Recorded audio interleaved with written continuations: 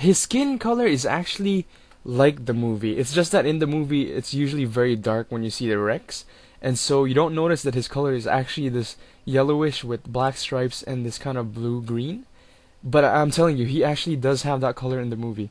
Um, he's a pretty good looking piece too, but not as nice as the first one, the Jurassic Park one.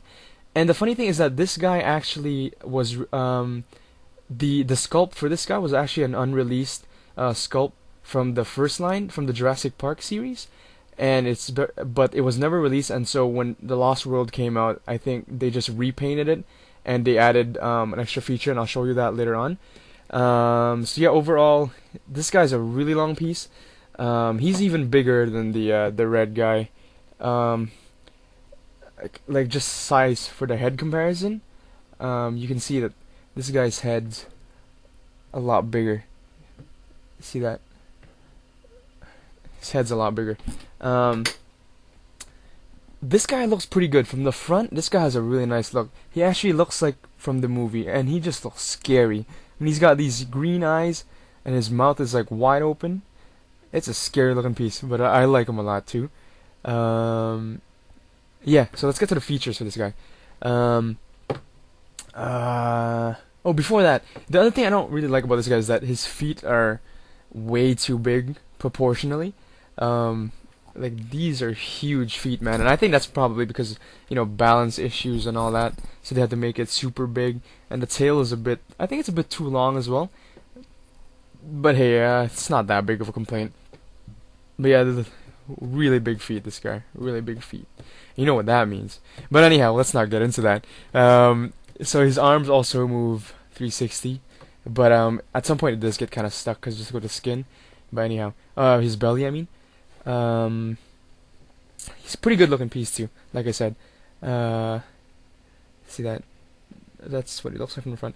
Okay, let's get to the features. So main feature, he's got electronic sound as well, but he doesn't have the stomping sound.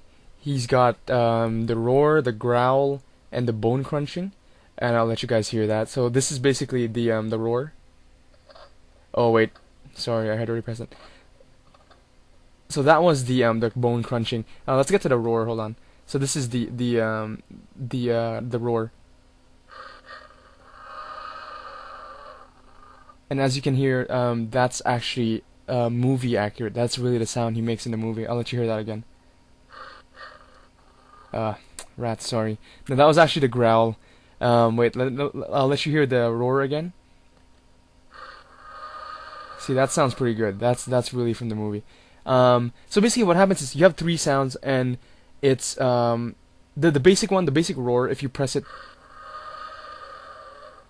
see if I just press it really, if I just tap on it, basically it's the back. By the way, it's you press on the back over here. If I press it really fast, just like that, he'll do the normal roar. And what happens is when I press and I hold, then he's gonna go through the sequence of three that he has. So basically, right now we've gotten to the bone crunching again because I already did the roar, then I did the growl, and we're back to the bone crunching. So let's hear the bone crunching. You hear that? And so let's get to the roar again. And finally the growl. I like this sound a lot.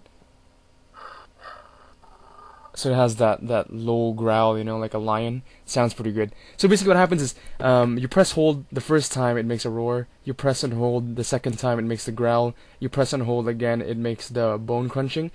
And if you press and hold again, it goes back to the roar. I would have liked it to be able to kind of choose which sound that would come out. It's a lot easier to play with. I remember when I was a kid, it's kind of like you got to go through the whole sequence of three again. But it doesn't really matter. I mean, nowadays I don't even play with these guys. I just hang them, and I just put them to display in my room. But it's still pretty cool. And like I said, I really like that sound.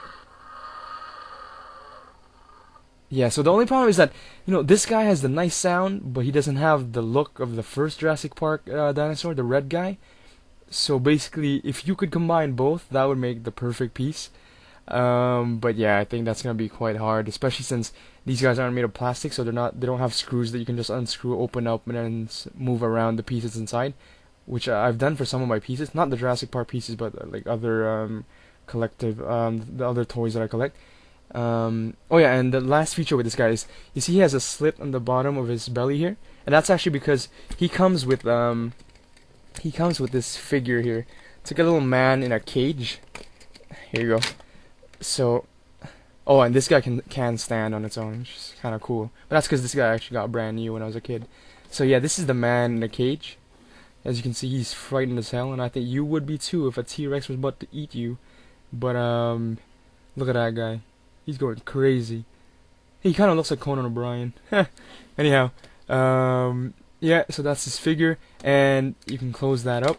And the thing is, apparently, if you don't want him to get eaten, you basically raise these little I don't know what they are, man, like little spikes on the side. I don't know what the heck that is. But then if you want Rex to have a good dinner, take that off and it's over, little boy. But yeah, so basically you see the mouth is wide open and there's a cavity in there in the mouth. That's because you can actually stuff this guy in there.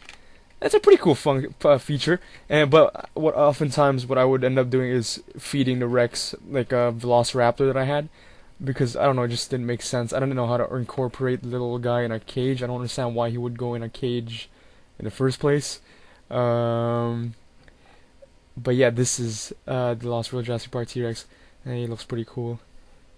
But yeah, curiously enough, this guy actually doesn't sell for as much on eBay. You can get him for pretty cheap on eBay. You can get him for, if you're lucky, you can get him for like $19. On average, it's around 26, which is still a pretty fair price, considering that this guy came out and he was probably around 50 as well. But yeah, I think it's just that the proportions aren't as good as the red guy, the red T-Rex, and so a lot of people don't like him as much. I don't know. I have both, and I think they're both pretty cool. Like this guy is he's ginormous, and that's what I like about him, because he's very imposing and like huge. But if you're talking about how accurate he is, or how good he looks as a T-Rex, he'd be second after the red guy. Like I don't know. This guy really does look good. He's just made really nice, and that's why I kind of had to get him, even though it had been years that I actually wanted Jurassic Park toys. It was just one of those last things that I always wanted when I was a kid, and I never got. So yeah, I went ahead and picked him up, and I'm not disappointed. He's a really cool piece, guys. So yeah, I guess that's it for my review. Sorry about the lighting. It's my first one on Transformers Ironhide I had done in the morning, and so the lighting was perfect. And the thing is now is that I have this really bright lamp, and see it makes like a shadow here, and it just puts overexposure here. But anyhow, I think you guys were able to see it nonetheless. So yeah, basically that's it. If you have any comments, any requests, go ahead. I'll be glad to answer them. So yeah.